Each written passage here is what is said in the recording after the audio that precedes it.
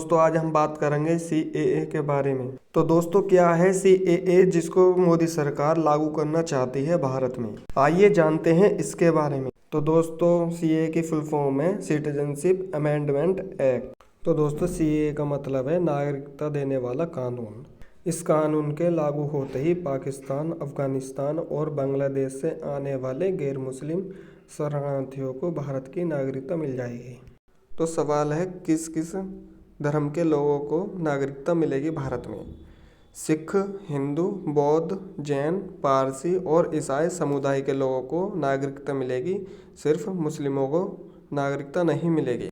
तो दोस्तों सीएए की रियलिटी जानते हैं। क्या है सीएए की रियलिटी? अली सोराब बताते हैं सीएए की रियलिटी क्या है। तो अली सोराब कहते हैं क्रोनोलॉजी समझिए। एनआरसी आएगा, मुस्लिम सहित सभी देशवासियों को नागरिकता साबित करनी होगी, सभी के कागज़ दिखाना होगा और फिर जितने लोग नागरिकता साबित नहीं कर पाएंगे उनको सीएए के तहत नागरिकता दे दिया जाएगा, मुसलमानों को छोड़कर। और फिर उन मुसलमानों को डाउटफुल सिटीजन की कैटेगरी में रखा जाएगा और फिर असली संवैधानिक खेल शुरू होगा।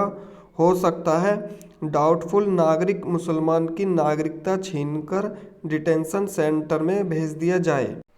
किसी राज्य में डाउटफुल नागरिक मुसलमानों से थोड़ी सहानुभूति रखते डिटेंशन सेंटर में न भेजकर उनकी संपत्ति फ्रीज कर दी जाएगी।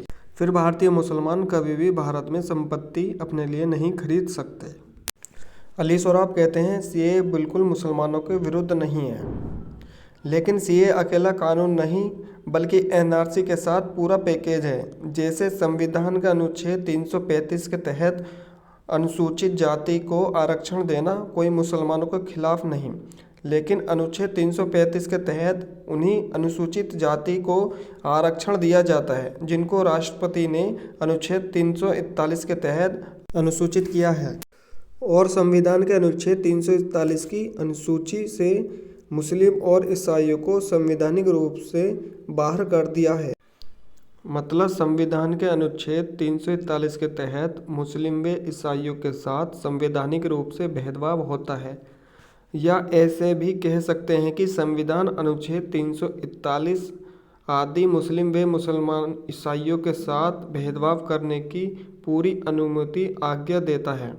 ठीक ऐसे ही एनआरसी सीएए मुसलमानों को संवैधानिक रूप से प्रताड़ित करने की पूरी अनुमति आज्ञा देगा। मतलब संवैधानिक पैकेज को समझिए, संवैधानिक क्रोनोलॉजी समझिए।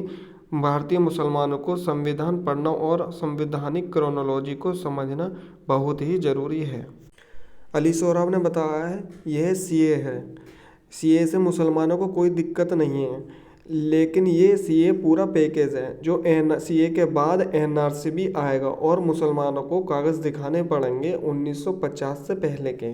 कागज़ न दिखाने पर मुसलमानों को जेल में गेर दिया जाएगा और उनकी संपत्ति जो वो कुड़की वगैरह कर दी जाएगी या उन पर बुलडोजर चला दिया जाएगा। फिर वह अपनी संपत्ति को कभी भी खरीद न सकेंगे और जो कुछ थोड़े बहुत मुस्लिम बचेंगे उनको किसी न किसी केस में लगाकर जेल में डाल दिया जाएगा। संसद के दोनों सदनों से पास होने के बाद जब इस विधेयक पर राष्ट्रपति की मोहर लगती है तो यह कानून बन गया। अब 11 मार्च 2024 को इस कानून को लागू कर दिया गया है।